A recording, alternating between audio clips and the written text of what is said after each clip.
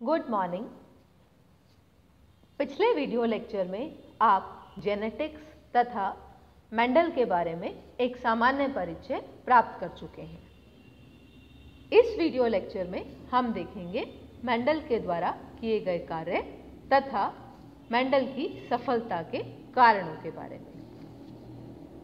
सर्वप्रथम हम बात करते हैं विपर्यासी लक्षण या कॉन्ट्रास्टिंग कैरेक्टर्स की। मेंडल ने मटर के पौधे में 7 जोड़ी कॉन्ट्रास्टिंग कैरेक्टर्स का चयन किया।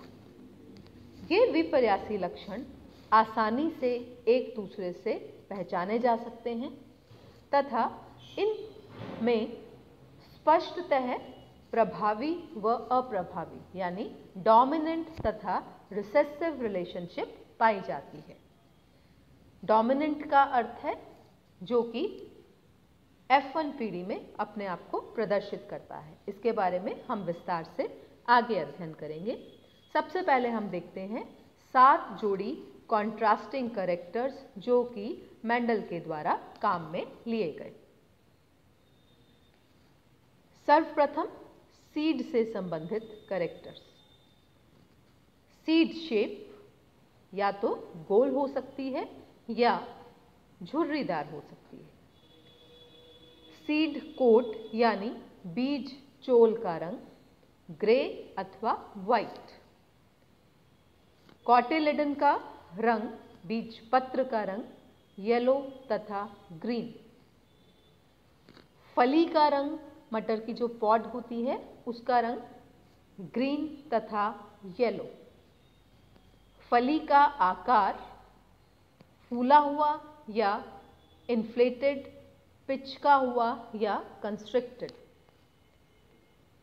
पौधे पर पुष्पों की स्थिति एक्सियल या अक्षीय, टर्मिनल या अंतस्थ तथा सबसे popular character length of stem या पादप की लंबाई लंबा तथा बौना, टॉल या ड्वार्फ। तो इस प्रकार आप देख रहे हैं कि 7 जोड़ी विपर्यासी लक्षण। और विपर्यासी हम इन्हें क्यों कह रहे हैं?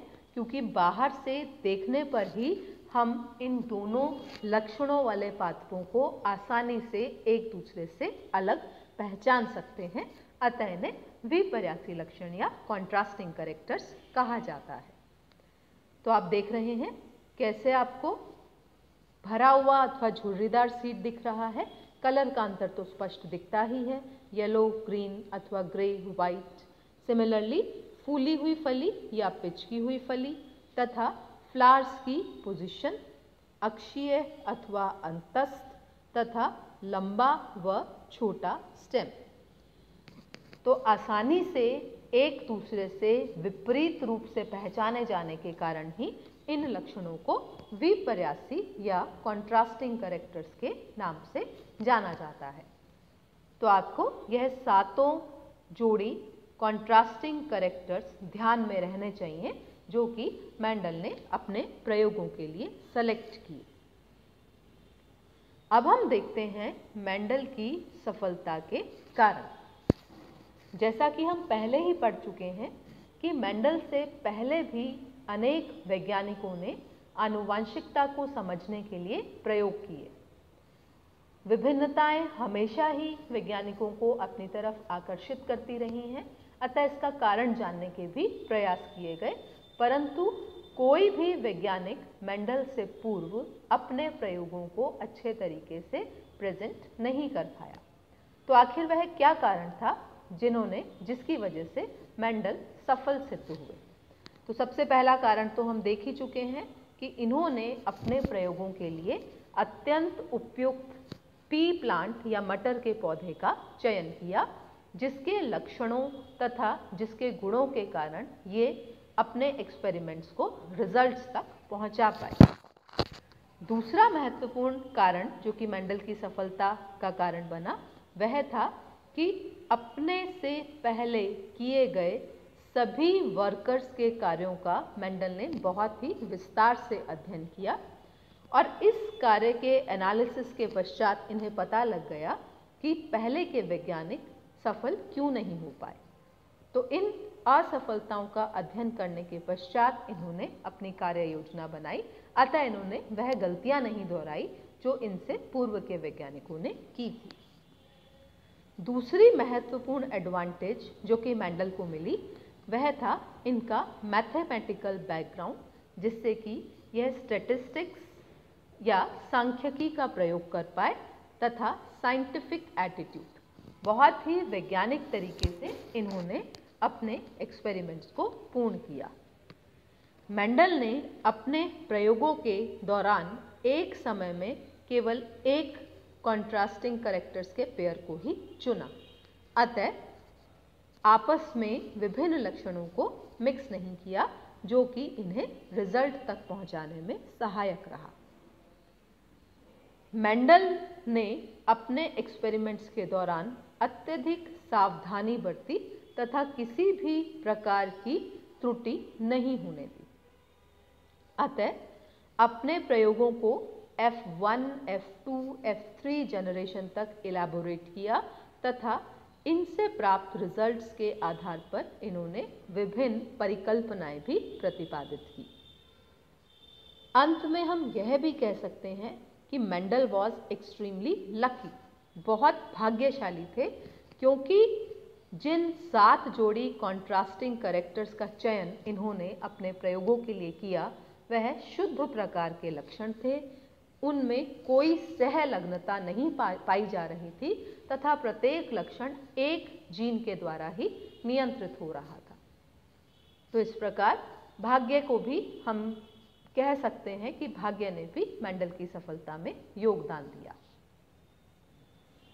संक्षिप्त में हम देख लेते हैं मेंडल के एक्सपेरिमेंट्स के स्टडी मेथड्स।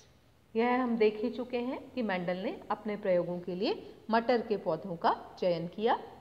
मटर का पौधा नेचुरली या प्राकृतिक रूप से एक सेल्फ पॉलिनेटेड फ्लावर है, अतः लंबे समय तक सेल्फ पॉलिनेशन के द्वारा यह अपनी शुद्धता या प्योरिटी बनाए रख सकता है।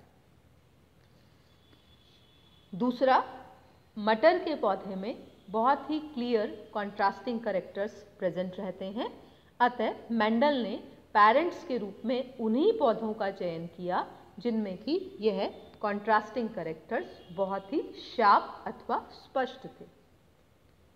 अपने प्रयोगों के दौरान संदूषण से बचाने के लिए इन्होंने पर परागण अथवा क्रॉस पॉलिनेशन की संभावना को ही खत्म कर दिया। कई पीढ़ियों तक लगातार सेल्फ पॉलिनेशन करवा के इन्होंने अपने अपने गुणों के लिए शुद्ध प्लांट्स प्राप्त किए तथा उन्हें अलग अलग क्यारियों में उगाया, जिससे कि अवांछित रूप से क्रॉस पॉलिनेशन की संभावना को ही खत्म कर दिया गया। अब हम देखते हैं मेंडल के द्वारा काम में लाई जाने वाली संकरण या हाइब्रिडाइजेशन की टेक्निक्स।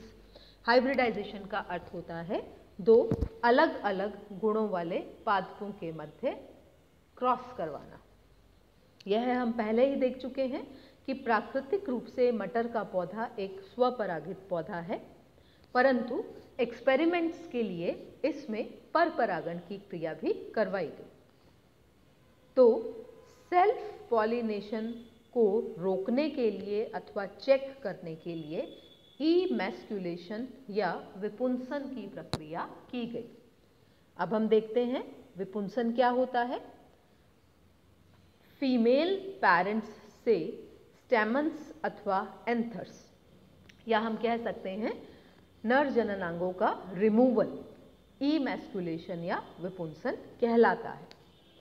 चूंकि मटर का पौधा एक बाइसेक्सुअल फ्लावर है जिसमें नर व मादा दोनों जननांग पाए जाते हैं, अतः परिपक्वता से पहले ही नर जननांगों को अलग हटा दिया गया जिससे कि सेल्फ पॉलिनेशन ना हो सके, और यही प्रक्रिया इमैस्कुलेशन कहलाती है। इसके पश्चात स्टिग्मा को किसी भी अवांछित पॉलन से बचाने के लिए थैली के द्वारा ढक दिया गया।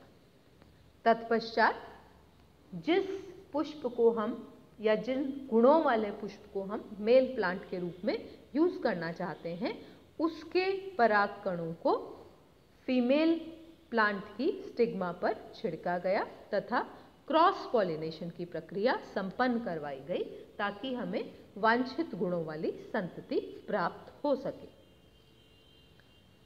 इस प्रकार मेंडल ने अलग अलग समय पर एक समय में एक कॉन्ट्रास्टिंग पेयर को ही लेते हुए 7 पेयर्स वाले कैरेक्टर्स का अध्ययन किया। प्रत्येक प्रयोग में एक पौधे को मादा पुष्प तथा दूसरे को मेल पुष्प के रूप में चयनित किया।